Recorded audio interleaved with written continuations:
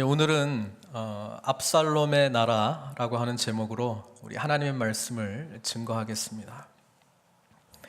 사실 사무엘하 11장 이후부터는 굉장히 그 다윗의 인생에서 슬픈 이야기들만 계속 전개됩니다. 고통스러운 이야기들만 계속 전개되는데 그 이유는 다름 아닌 밧세바와 간음했던, 그러니까 하나님 보시기에 죄를 범했기 때문에 그렇습니다.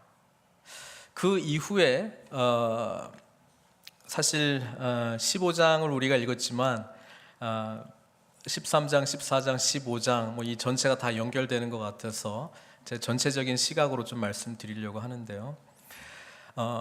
다윗이 범죄하고 난 이후에 이 죄의 결과로 나타나는 것이 얼마나 처참하고 파괴적인가, 성경은 그것을 우리에게 분명히 알려주고 싶은 거예요. 여러분, 죄가 우리의 삶 가운데 임하게 되면 뭐가 나타나게 됩니까? 죽음입니다. 죽음. 성경에는 세 가지의 죽음이 있어요. 첫 번째는 뭡니까? 영의 죽음입니다. 영의 죽음.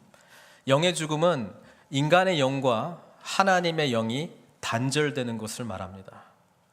이 영의 죽음이 오게 되면 육체의 죽음이 따라오는 거예요. 왜냐하면 생명은 하나님께로부터만 오기 때문에 그렇습니다. 그래서 하나님과 영적으로 단절된 사람은 누구나, 인간은 다 이 죽음이라고 하는 것에 지배를 받는다는 것입니다. 근데 또 하나의 죽음이 있습니다. 그것은 뭐냐면 영원한 죽음입니다. 사랑하는 성도 여러분, 하나님과 영적으로 단절되어 있는 이 관계가 우리의 육신이 살아있는 동안에 회복되지 않는다면 이 영원한 죽음이 우리에게 찾아온다는 거예요. 그래서 우리는 오늘 이 자리에 앉아 있는 것이 감사한 거죠. 왜냐하면 이 영원한 죽음으로부터 우리는 영생을 얻었기 때문에 그렇습니다. 예수님을 믿음으로 영생이 우리에게 주어졌기 때문에 그렇습니다. 오늘 15장 이야기를 하기 위하여 사실 다윗이 밧세바하고 범죄한 이후에 어떤 일들이 나타났는가를 저희가 좀 알았으면 좋겠어요. 여러분, 성경을 좀 깊이 읽었으면 좋겠어요. 이 죄의 결과로 나타나는 이 처참함이 얼마나 심각한지 하나님은 우리에게 알려주고 싶었던 거예요.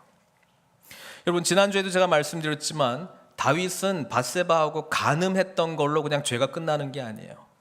십계명에 나오는 모든 죄를 다 완벽하게 범죄했습니다. 그래서 다윗은 지금 전적으로 타락하고 죄 가운데 살아가고 있는 우리를 나타나고 있는 거예요. 여러분, 하나님께서 나단 선지자를 통해서 다윗에게 뭐라고 말씀하셨냐면 사무엘하 12장 10절, 11절을 한번 같이 읽었으면 좋겠습니다. 같이 읽겠습니다. 이제 내가 나를 업신여기고 헷사람 우리아의 아내를 빼앗아 내 아내로 삼았은즉 칼이 내 집에서 영원토록 떠나지 아니하리라 하셨고, 여호와께서 또 이와 같이 이르시기를, 보라, 내가 너와 내 집에 재앙을 일으키고 내가 내 눈앞에서 내 아내를 빼앗아 내 이웃들에게 주리니 그 사람들이 내 아내들과 더불어 백주에 동침하리라. 이렇게 이야기했습니다. 여러분, 하나님께서 우리에게 하신 축복의 말씀이 하나도 땅에 떨어지지 아니하고 우리에게 이루어지는 줄 믿습니까? 그렇다면 하나님께서 말씀하신 모든 저주도 우리에게 임한다는 사실입니다. 여러분, 이 나단 선지자를 통해서 주었던 이 다윗에 대한 이 죄에 대한 심판이 하나도 빠짐없이 다 이루어집니다. 칼이 내 집에서 영원토록 떠나지 아니하리라. 그 이야기가 13장부터 이야기가 전개되는 거예요. 13장, 사무엘하 13장의 주제는 이거예요. 암논이라고 하는 다윗의 여러 아들들 중에서 첫째가 있었어요. 그런데 셋째 아들, 오늘 주인공 압살롬의 누이가 있었는데 이름이 다말이에요. 이 다말하고 압살롬은 특징이 외모가 들쭉나게 잘생겼다는 거예요. 미인이었습니다. 다말은 미인이고 압살롬은 너무나도 잘생긴 사람이었습니다. 그래서 암논이 지금 다 다른 부인들에게서 난 자녀들인데 이 암논이 그 압살롬의 누이인 다말을 보고 마음에 이쁘다를 넘어서 갖고 싶은 거예요. 그래서 13장에 암논이 아픈 척하면서 누이 다말이 자기를 위해서 음식을 좀 마련해 달라, 이것을 왕한테 허락을 받고 뭐예요? 강간하는 일이 나타나는 거예요. 그게 13장이에요. 그 13장의 내용 속에서 우리는 뭐예요? 아버지 다윗이 범죄했던 간음죄가 이 첫째 아들인 암논이 뭐예요? 행하는 것, 그것보다 더 근친상간을 하는 거잖아요. 지금 아주 더 추악한 죄로 넘어가고 있는 것을 보게 됩니다. 그 사건이 하나 있었고, 또 하나는 뭡니까? 이 자기 누이 다말을 이 암논이라고 하는 형이 강간했다는 것을 알고 압살롬이 어떻게 합니까? 2년 동안 한 번도 내색하지 않고 좋든지 나쁘든지 이런 말 한 번도 내색하지 않고 마음에 품습니다. 도끼를 품습니다. 그런데 겉모양은 어떻게? 아주 상냥하게. 왕자들이 다윗과 함께 식탁할 때에 아무 일도 없었던 것처럼, 아주 무표정한 모습으로 아무 일 없었던 것처럼 2년을 지나갑니다. 그러면서 속에는 내가 저 암논을 죽이고야 말리라, 이런 마음을 품고 2년이 지나가요. 그래서 양털 깎는 시기가 찾아왔어요. 축제 기간이에요. 그래서 압살롬이 형 암논을 죽이려고 계획을 다 짜놨어요. 양털 깎는 시기는 축제 기간입니다. 그래서 자기가 파티를 열기로 했어요. 다윗 왕 아버지를 모시려고 했는데 아버지는 나는 바쁘니까 안 되고, 그러면 아버지 대신에 후계자인 암논이 오시면은 이 자리가 좀 빛낼 것 같습니다. 그래, 좋은 아이디어다. 기왕이면 왕자들 다 데려가라. 그렇게 했습니다. 압살롬이 2년 동안 한 번도 표정 가운데 그런 살기나 어떤 그런 분노가 없는데, 그때 종을 시켜가지고 암논을 처참하게 죽여버리는 내용이 나타나는 거예요. 여러분, 이 사건, 암논이 다말을 강간했던 사건, 압살롬이 암논을 죽이는 사건, 지금 하나님의 말씀대로 다 이루어지고 있는 거예요. 칼이 내 집에서 영원토록 떠나지 아니하리라. 이어서 오늘 15장부터는 압살롬이 반역의 마음을 품고 역심의 마음을 품고 아버지를 대적해서 이제 싸우는 이야기가 계속 진행이 되는 거예요. 그런데 여기서 13장부터 14장 쭉 읽어보실 때에 다윗의 반응입니다. 여러분, 다윗은 암논이 다말을 강간했을 때에 어떻게 반응했는 줄 아세요? 성경 한번 봤으면 좋겠습니다. 13장입니다. 13장 21절입니다.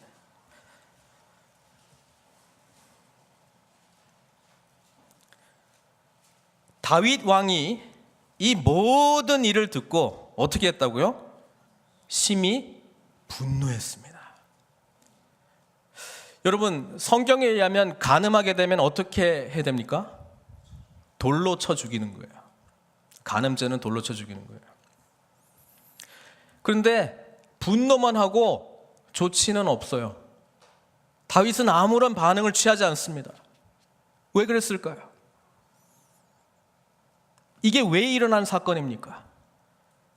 자기 때문에 일어난 사건이거든요. 암논한테 너 어떻게 그럴 수가 있어? 라고 이야기하려고 할 때 누구 음성이 들려요? 나단 선지자 음성이 듣는 거예요.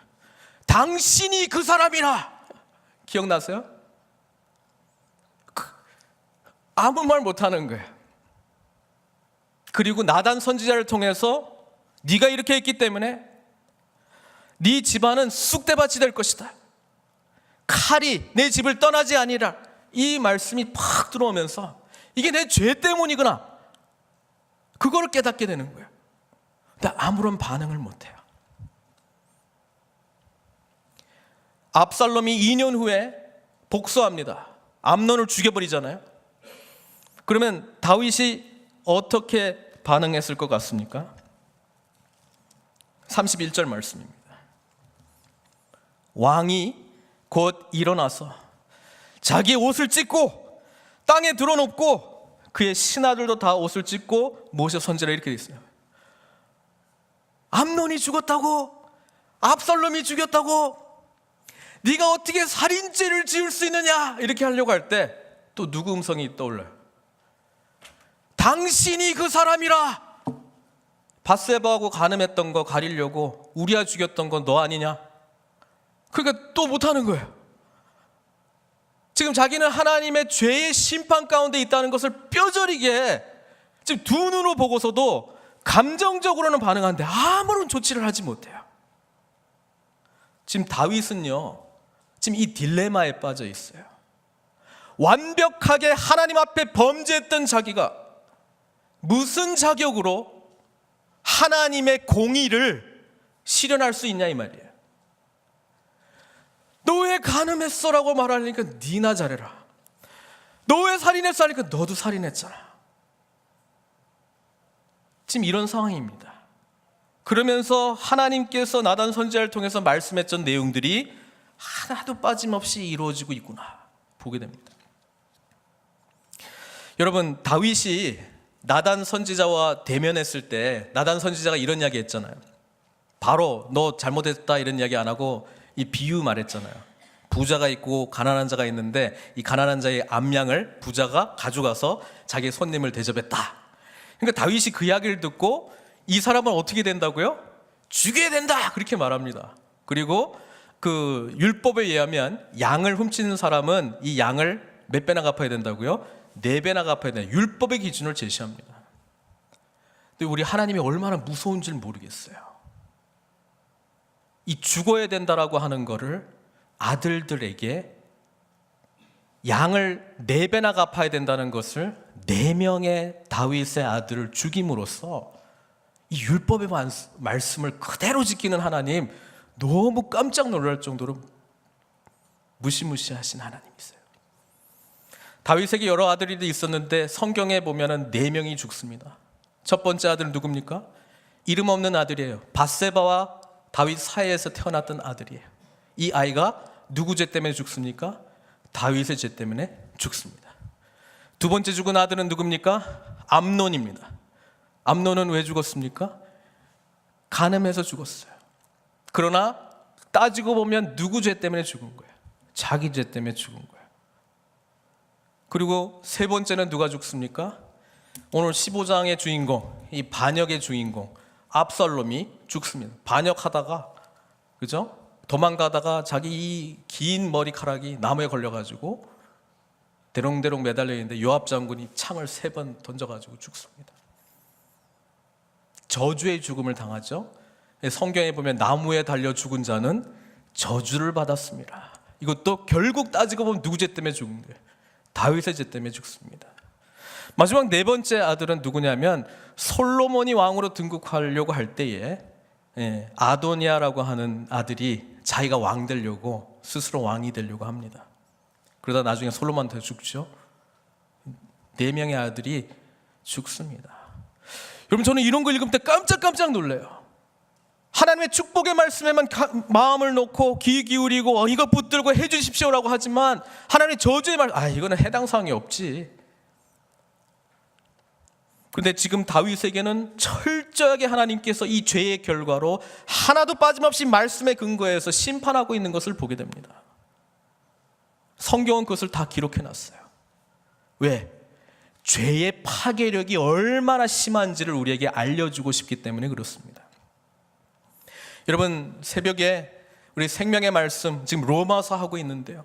로마서에 보면은 우리는 두 왕국 가운데 있다고 이야기를 합니다. 하나는 죄가 왕노릇하는 영역이고요. 하나는 예수 그리스도의 생명이 왕노릇하는 곳이라고 이야기하고 있습니다. 지금 다윗은 자신의 죄로 말미암아 이 하나님 나라가 죄로 물들어서 지금 죄가 왕노릇하고 있는 것을 우리는 목격하고 있는 거예요. 여기는 슬픔밖에 없습니다. 고통밖에 없습니다. 분열밖에 없습니다. 미움밖에 없습니다. 죽이는 것밖에 없어요. 고통의 연속이에요. 이것을 다윗은 철저하게 바라보면서 해결할 방법이 있다 없다? 전혀 없습니다. 그냥 보고만 있는 거예요. 아파만 하고 있습니다. 하나님 앞에서 다윗이 할 수 있는 것은 아무것도 없습니다. 반면에 지금 압살롬은 생각해 보십시오. 아주 치밀한 사람입니다. 자신의 목적을 이루기 위하여 표정, 감정 얼마든지 감출 수 있는 사람입니다. 암논, 미움을 키우면서 겉으로는 한 번도 내색 안 했습니다. 때가 되어서 죽였습니다. 그리고 그슬 땅으로 도망가서 3년 동안 있었습니다.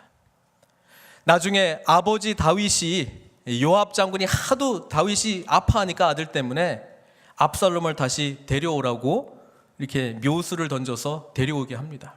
그런데 데려오게는 하는데요, 자기 아들 얼굴을 보지 않습니다. 얼마 동안요? 2년 동안요. 그래서 압살롬이 예루살렘에는 돌아왔는데 아버지가 자기를 만나주지를 않아요. 여러분, 암논 미워하는 2년, 아버지 다윗 피해서 3년, 돌아오라라는 말씀 듣고 돌아왔는데 만나주지 않는 아버지 2년. 여러분, 그 압살롬의 마음 가운데 어떤 마음이 자랄 것 같아요? 아버지가 나를 사랑하시지, 이런 마음일까요? 나는 어떻게 살아야 되는 거야? 하도 답답해가지고 요압 장군한테도 연락합니다. 요압 장군도 아무런 연락이 없어요. 대꾸도 하지 않습니다. 그래서 압살롬이 요압 장군의 밭을 불태워버립니다.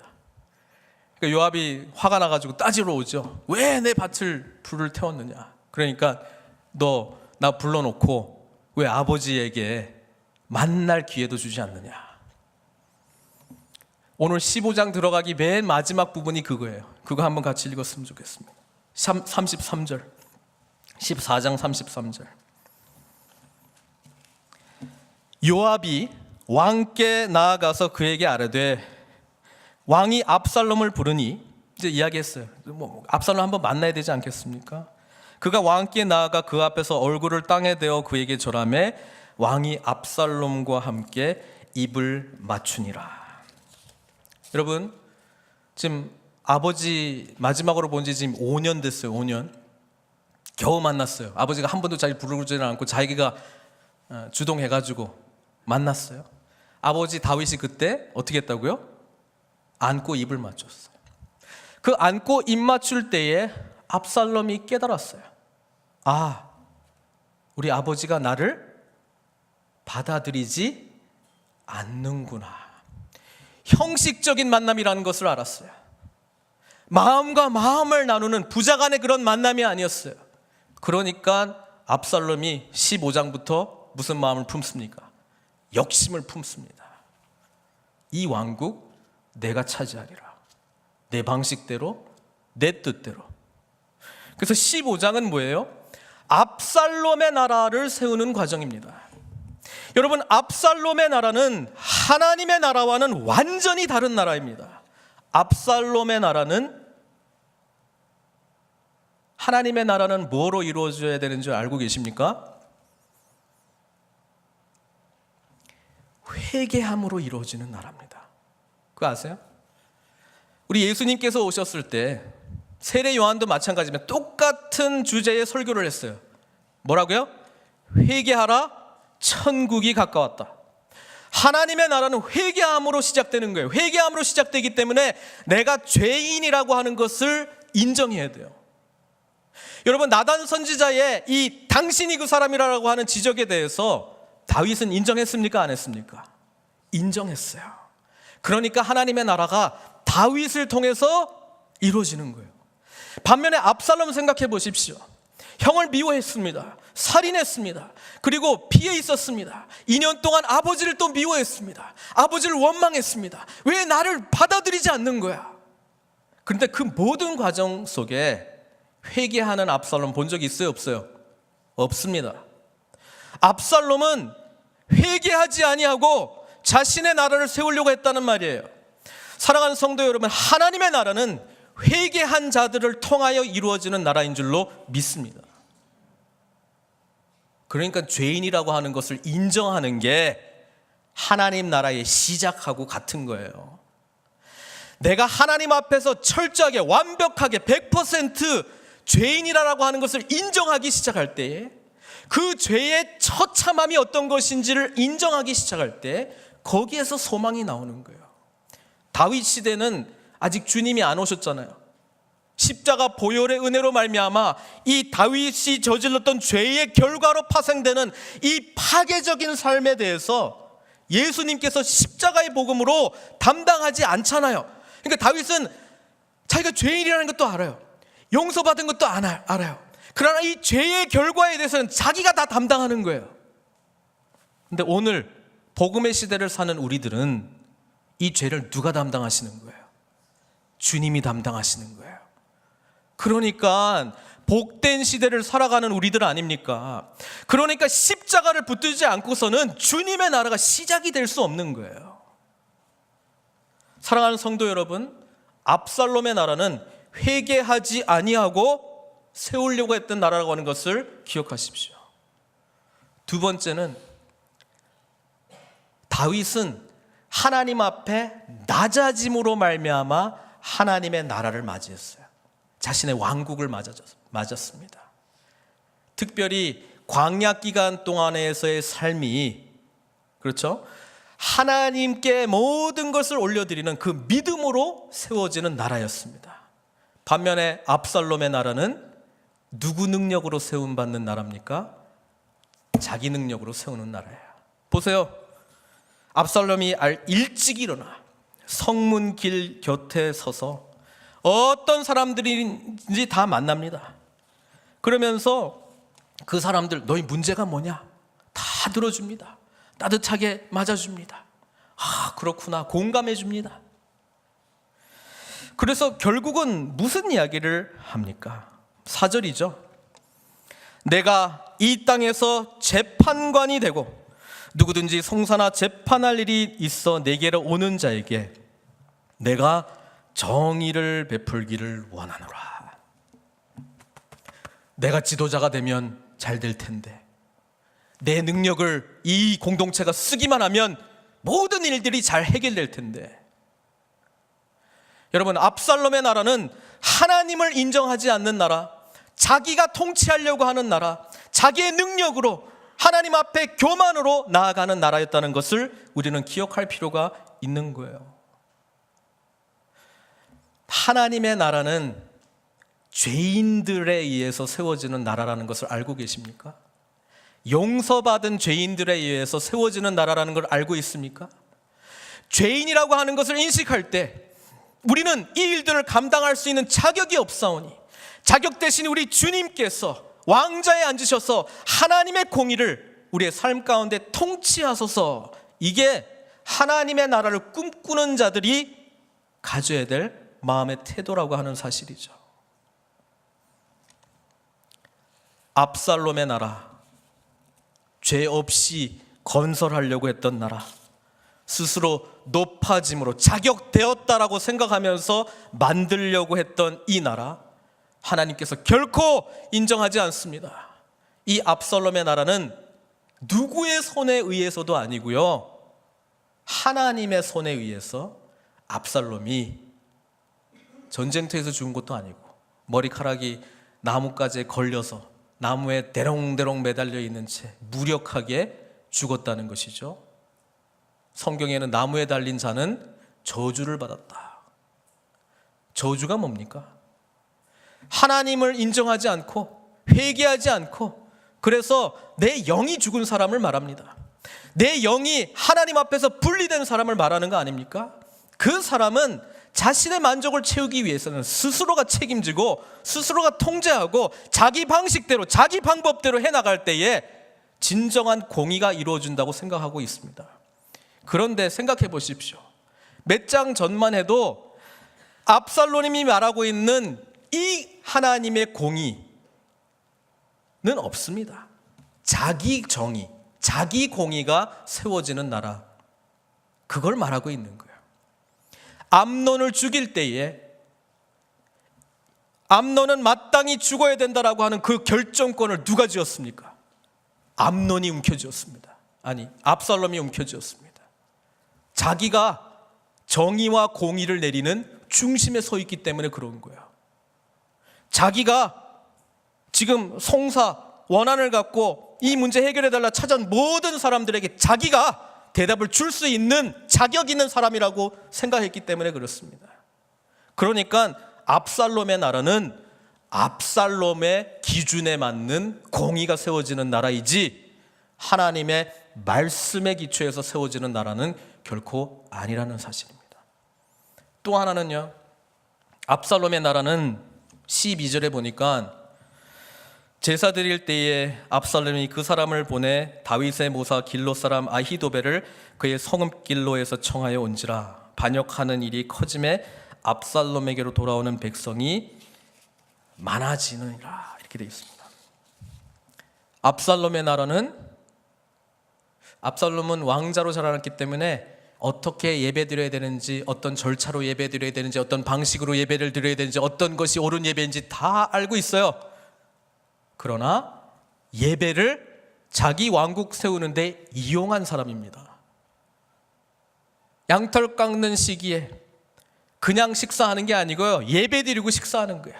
그 예배 식사 시간을 이용하여 자기 복수 채우기 위하여 예배를 이용했던 사람이고요, 이 예배 드리는 이 시간에 다윗 왕국을 모반하기 위한 모사 아히도벨을 모셔오는 시간으로 활용했습니다. 여러분, 압살롬은 마음 중심에 이 예배가 자기가 사용할 도구로 전락해버렸습니다. 무슨 말입니까? 하나님을 섬기기 위하여 자기 나라가 존재하는 것이 아니라 자기 나라를 세우기 위하여 하나님이 존재한다는 이야기입니다. 반면 다윗은 무력하게, 철저하게 죄 가운데 이 파괴적인 결과를, 모든 것을 지금 마음 가운데 다 담고 있습니다. 하나님의 나라를 소망하는 다윗은 하나님의 처분에 자신의 모든 것을 맡겼습니다. 결국 압살롬은 헤브론에서 자기 스스로 왕이 된 것을 선포합니다. 그리고 예루살렘으로 진격해서 쳐들어갑니다. 이때 다윗의 반응이 뭔 줄 아세요? 압살롬이 나를 반역했어? 쳐들어오고 있어? 지금 남아있는 모든 군사들은 준비하고 전쟁 준비하라, 이렇게 하지 않았습니다. 울면서 머리를 감싸면서 맨발로 나왔습니다. 많은 사람들이 다윗을 쫓아왔습니다. 특별히 여기 보면은 사독 제사장이 찾아왔어요. 사독 제사장이 언약궤, 하나님의 궤를 메고 쫓아왔어요.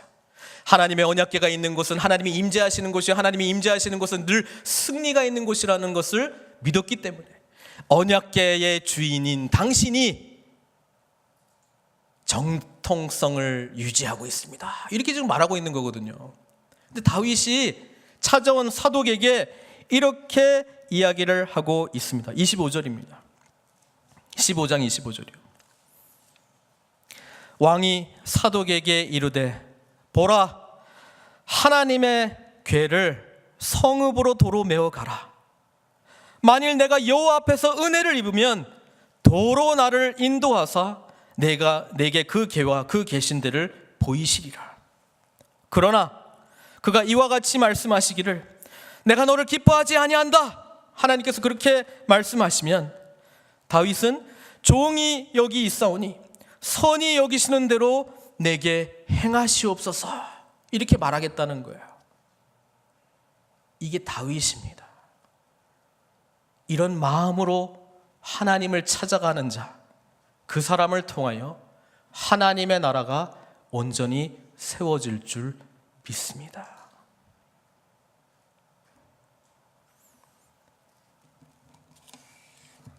말씀을 정리하려고 합니다.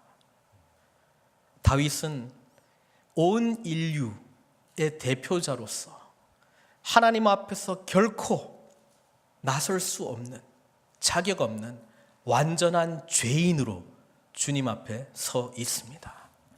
그러나 동시에 죄 사함을 받은 사람입니다. 다윗 때는 예수 그리스도의 십자가 복음이 없었기 때문에 다윗은 그 죄의 결과에 대한 이 엄청난 파괴적인 영향에 대해서 친히 다 다윗이 받았어요. 그러나 오늘을 사는 우리들은, 예수 그리스도의 십자가의 복음의 시대에 사는 우리들은 이 죄의 파괴적인 영향력 아래에 있지 않습니다. 아멘입니까? 할렐루야입니까? 따라서 이 하나님의 나라를 소망하며 살아가는 우리들은 죄인이지만 십자가의 능력을 의지하며 주님의 나라를 세워갈 책임이 있는 것입니다. 사랑하는 성도 여러분, 우리가 누가 잘났고 누가 못났는가 그 기준에 의해서 교회가 세워지는 것이 아니라 십자가 앞에서 내가 얼마나 철저한 죄인인가 그것을 인정하고 회개하고 십자가의 보혈 아래에서 그 은혜에 사로잡힐 때에 하나님의 나라가 온전히 세워질 줄로 믿습니다. 이 나라는 견고하게 세워져 갑니다. 십자가 앞에서 온전히 회개하고 그 능력을 의지하는 자들을 통해서 말입니다. 그래서 제가 진실로 말합니다. 정말 교회의 어떤 사역을 감당할 수 있는 자격이 하나 있다면 십자가 앞에서 나는 철저한 죄인입니다 라고 하는 것을 온전히 이해하고 깨닫는 자인 줄로 믿습니다. 그런 사람들을 통하여 기도가 일어날 줄 믿습니다. 왜? 기도하지 않고서는 주님의 은혜를 붙들 수 없기 때문에. 기도하지 않고서는 주님의 은혜를 붙들 수 없고, 주님의 은혜 없이는 하나님의 일들을 감당할 수 없기 때문에 그렇습니다. 그런데 회개하지 아니하고 자기의 능력으로 하나님의 나라에 압살롬의 나라가 꿈틀꿈틀거리고 있다는 것이 오늘을 살아가는 우리의 아픔입니다. 성도 여러분, 십자가의 능력을 부정하지 마십시오. 십자가 능력 앞에 납작 엎드리십시오. 그리고 그 십자가를 통해서 우리에게 주시는 한량없는 은혜를 충분히 경험하십시오. 그럴 때 주님의 일이, 주님의 나라가 온전히 시작될 줄로 믿습니다. 기도하시겠습니다.